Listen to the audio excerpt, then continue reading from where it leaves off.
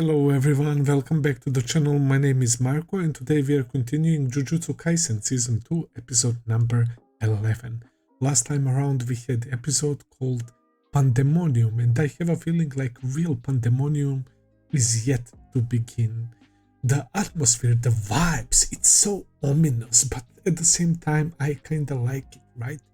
The Gojo is sealed, it's nighttime in Shibuya, the curses are going crazy and it's up to other Jujutsu sorcerers to step in now that Gojo has been sealed. And even though he is sealed in that prism, right, he is still giving them so much trouble. He's basically making that, like, I guess, curse or in that prism or whatever. Those eyes are literally crying because it's struggling to keep Gojo inside, and it's like gravitational pull, like not gravitational pull, but it's like Gojo weights fucking tons.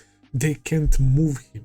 That's how strong he is. Even though he's sealed, he's still dictating what they can do with him. That's insane. That's nuts. Also, the scene with Geto regaining a little bit of control over his body, right?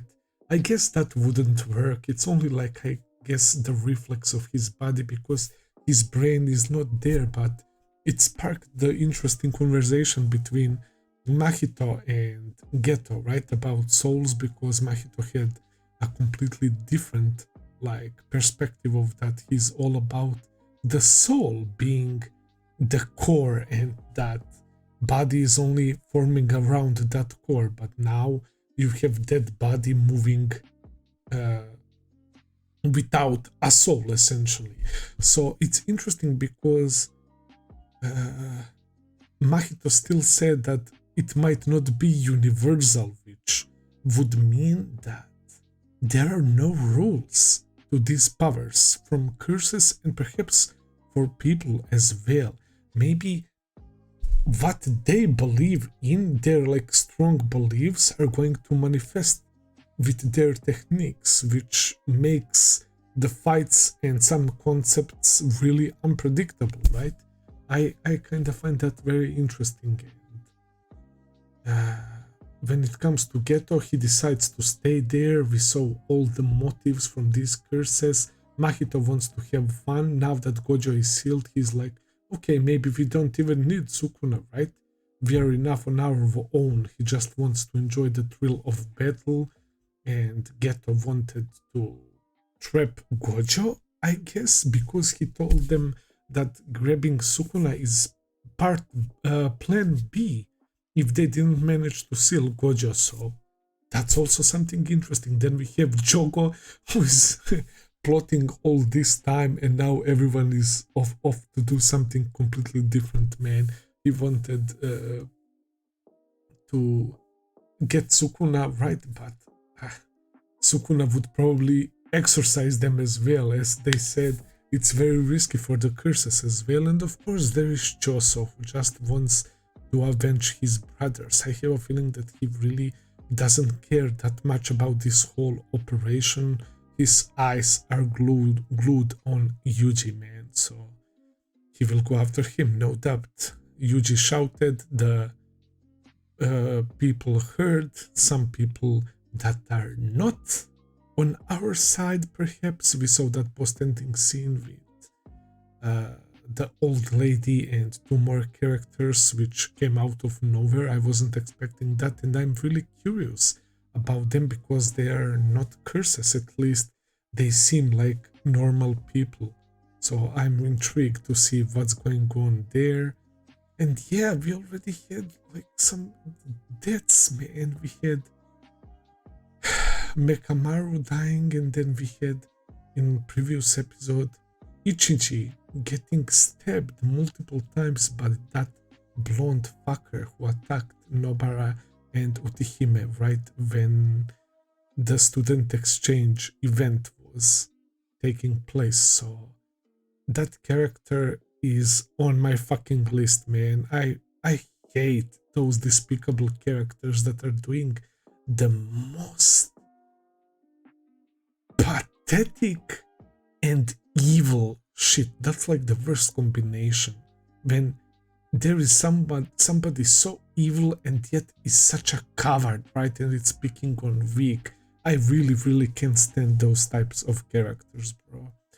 So yeah, guys, I'm excited to see what happens next. Without further ado, let's start episode number 11. Let's go.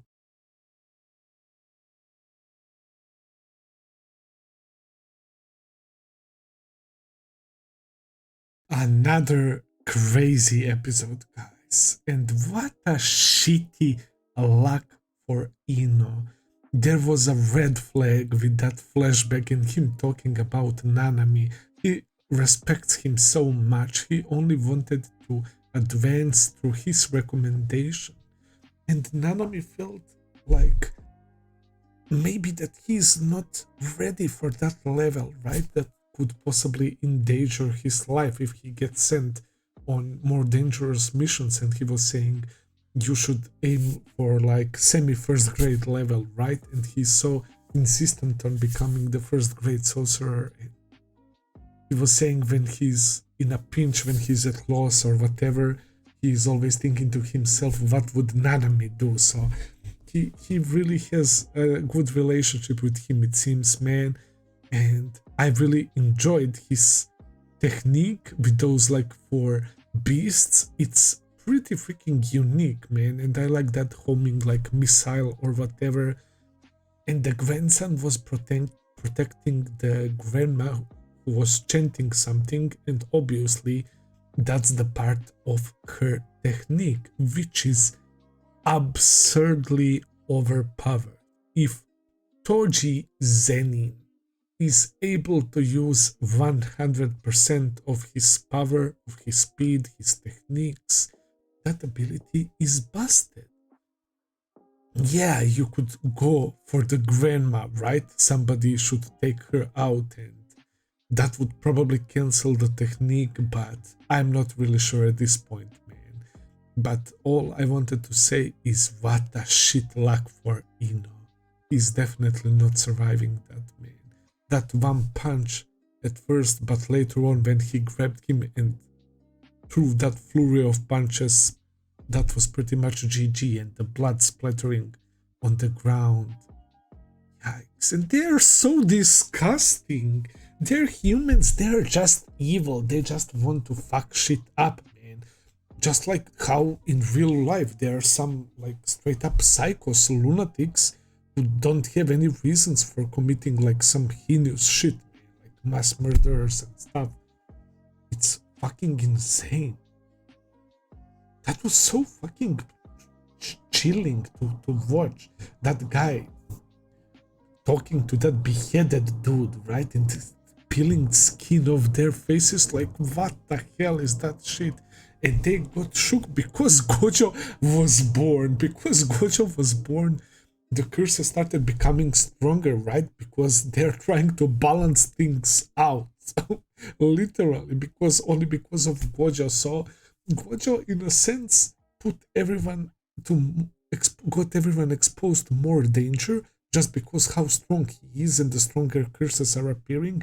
But at the same time, he is the one who can protect us all, man. And I like even as a kid, he had that perception, right? He knew somebody was watching him, and he knew that it was someone weak compared to him, and he was saying, oh, come out, weakling, or something along those lines, man. That was interesting to see. Also, the way they demonstrated Grandma's power in that flashback as well, with the daughter killing her father, that was also fucked up. And the fact that she told him, oh, I killed your daughter right before he died as well. Like, they are so messed up, man. And they gave us so much trouble, this old fucker. Thankfully, Fushiguro was there. He's very smart. He realized he realized his enemy's technique, that it can withstand very strong attacks, because the stronger attacks are, the weaker they will appear to him, and he will take no damage. That's how he survived that fall. But if you hit him with much less force, he would actually feel that like you cracked him so hard, man. Like, basically in reverse, right? It's basically the opposite, but the attack can be too weak, like Itadori proposed, like pinch on the forehead or whatever. He would simply get hurt by like wind blowing or some shit, as Fushiguro said. So yeah, really interesting power. But boy, do I hate those characters, man. Fuck. We didn't see Nanami, Nobara, and all of them. I'm sure we will get to see all of them. They will all get their chance to shine, and I'm really fucking worried because at this point, like, I don't think that Ino will survive this. We lost Ichiji, we lost Mekamaru. Like, shit is vile.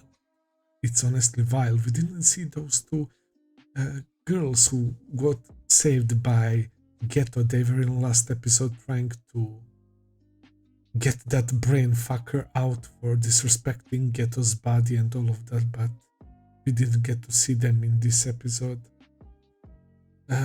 Yeah, that was a lot of fun, and I'm extremely worried, but it is what it is. I'm almost caught up.